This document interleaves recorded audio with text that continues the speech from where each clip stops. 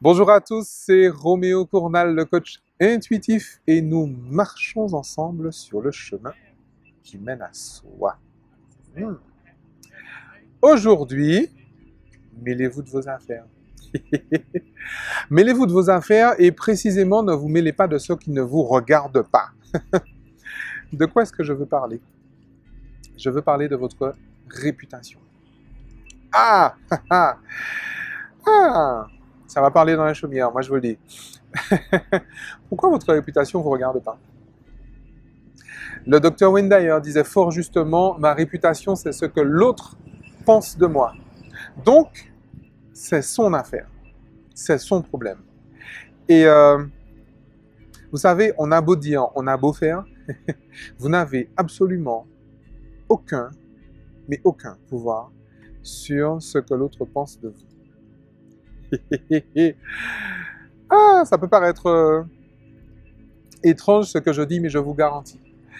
Alors, vous avez un pouvoir sur ce que l'autre va penser de votre moi social, sur ce que l'autre pourrait, sur comment l'autre pourrait réagir face à votre personnage fictif, superficiel et suradapté. Oui, vous avez une certaine influence avec quelques techniques de marketing, quelques techniques d'enfumage, quelques techniques de ce que vous voulez. Vous avez un pouvoir là-dessus. Il n'y a pas de souci. Vous pourrez effectivement provoquer chez l'autre une certaine réaction. Mais même là, je ne suis pas convaincu que vous puissiez avoir une quelconque influence sur ce que l'autre pense de vous. Pourquoi encore est-ce que votre réputation ne vous regarde pas? Vous n'avez aucun pouvoir, par contre, sur ce que l'autre pense et sur la façon dont l'autre pourrait réagir face à votre soi véritable, votre soi authentique. Et vous savez, les personnes qui sont précisément identifiées au soi, ça a l'avantage de s'identifier au soi, enfin parmi tous ceux que nous avons vus jusqu'à présent, il y a encore cet avantage-là. Les personnes qui sont identifiées au soi sont complètement libres du regard de l'autre, mais totalement. Et je vous garantis que ça fait un bien fou. La vraie liberté, en fait, elle est là également. Puisque la liberté, on l'a définie neurologiquement par la capacité de choisir sa réponse émotionnelle. Et si vous avez précisément la liberté de votre réponse émotionnelle face à la réaction de l'autre par rapport à qui vous êtes vraiment, là, vous êtes vraiment dans la liberté sociale. Vous êtes vraiment dans la paix de l'esprit, la liberté sociale. Vous savez, je voyage dans énormément de pays. Là, aujourd'hui, je suis devant le SMK Museum. Le SMK Museum à Copenhague, au Danemark. Bel édifice. Et dans les pays nordiques, comme dans beaucoup d'autres pays, en fait, il y a une espèce de nivellement finalement par le bas. Il y a un nivellement social finalement. Quand il y en a un qui passe la tête au-dessus, ben, il y a les autres qui lui disent paf et redescend. Ça se voit bien sûr dans d'autres pays, particulièrement dans les pays qui se trouvent aux alentours des tropiques, vous savez, autour de la Méditerranée, aux Antilles, etc. Les pays un peu ensoleillés. Alors aujourd'hui c'est un trompe-l'œil, hein. Il fait pas aussi beau tous les jours au Danemark. Mais voilà, aujourd'hui, je vous dis, il fait exceptionnellement beau. Et c'est vrai que je rencontre énormément de gens qui sont précisément enfermés et qui n'arrivent pas à sortir de relations toxiques précisément pour ça, parce qu'elles n'ont même pas conscience qu'en fait, en s'inquiétant du regard de l'autre sur eux, eh bien, ces gens-là vont créer justement et vont entretenir la toxicité relationnelle. Toutes les relations toxiques, toutes, mais vraiment toutes, les relations toxiques ont ça en commun. C'est-à-dire qu'il y a toutes les personnes qui se disent victimes finalement se font valider par l'autre, cherchent la validation de l'autre, cherchent l'adhésion de l'autre, cherchent l'approbation de l'autre. Toutes. Et encore une fois, c'est vous occuper de ce qui ne vous regarde pas, en fait, en vrai. Vraiment, en faisant ça, vous occupez des affaires des autres, en fait.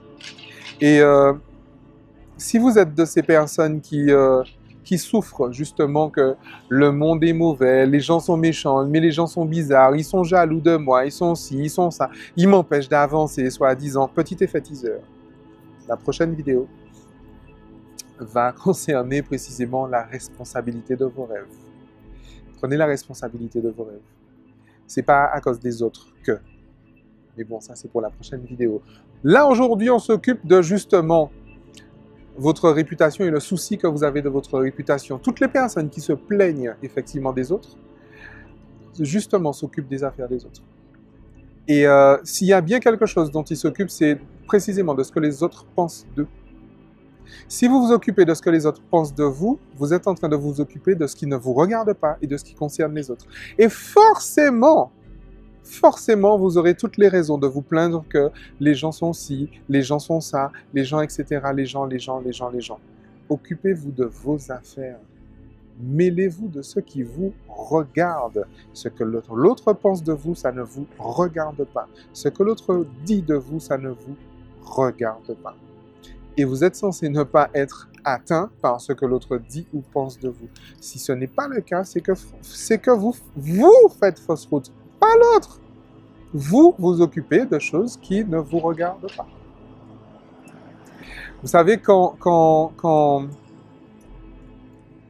ma fille est entrée au collège, je l'ai sentie bien stressée le jour de la rentrée et elle me disait « Ouais, papa, je ne sais pas ce que les copines vont penser de moi, ce qu'elles vont dire, ce qu'elles machin, ça. » Vous savez, hein, au collège, le poids, les adolescents ne sont pas tendres entre eux. Et le poids du regard des autres, est-ce que tu es fashion, est-ce que tu es in, est-ce que tu es à la page, est-ce que tu es à la mode, comment tu es habillé, machin, etc. C'est extrêmement fort. Et j'ai levé son angoisse en 30 secondes. Essayez avec vos enfants, vous allez voir, ça fonctionne. Je lui ai dit, écoute, je fais confiance à ta créativité. Tu trouves toutes les solutions que tu veux. Tu fais comme tu veux. Mais arrange-toi. Et si tu es en manque d'inspiration, je serai là pour t'aider. Mais arrange-toi pour que, quelle que soit la décision que tu as à prendre, arrange-toi pour que jamais, jamais, jamais dans la balance ne pèse ce que tu crois que l'autre pourrait penser, dire ou faire, avoir comme réaction par rapport à une décision que tu as prise. Jamais. Et en 30 secondes, tout d'un coup, elle était complètement zen. Et depuis, ça fait quelques années déjà, elle est complètement zen par rapport à ça. On va en reparler dans d'autres vidéos encore. Je fais encore un effet teaser. L'histoire de l'éducation, en fait. La mauvaise éducation. Ça, c'est pas la vidéo d'après, c'est la vidéo qui vient encore après. La bonne éducation, justement, c'est peut-être d'apprendre à nos enfants à se valider par eux-mêmes. Vous allez voir pourquoi. Mais en attendant, souvenez-vous que ce que l'autre vous pense de vous, ce que l'autre dit de vous, c'est pas votre problème. Mêlez-vous de vos affaires. Mêlez-vous de vos affaires.